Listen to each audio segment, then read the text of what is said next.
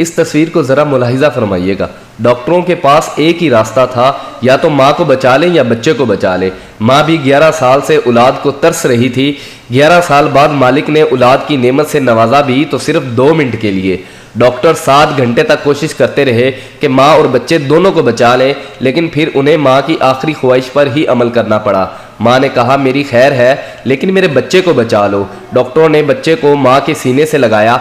माँ सिर्फ 2 मिनट के लिए जिंदा रही, अपने बच्चे को चूमा और रूह परवाज कर गई। अल्लाह अकबर। डॉक्टर भी ये सब देखकर रो पड़े। लौट आओ ना माँ के दिल उदास है बहुत, नहीं देखा है तुझे दर्द है बहुत। अब लोग सुनाएंगे कहानियां मुझे तेरे चले जाने के बाद, मैं फिर रोऊंगा हर रोज ये सुनने के बाद। की परवाह तुमने मेरी जान की बहुत, कुर्बान जाऊं उस माँ पे जिसकी याद आई बहुत। लौट आओ ना माँ के दिल उदास है बहुत। किसी ने क्या खूब कहा है, अगर किसी के 7 बेटे हों, 6 जन्नत में गए हों और 7वां दोजक में गया हो, तो माँ को जन्नत में तलाश ना करना, वो 7वें के साथ दोजक में मिलेगी। ये जो माँ की मोहब्बत होती है ना, ये तमाम मोहब्बतों की माँ होती है।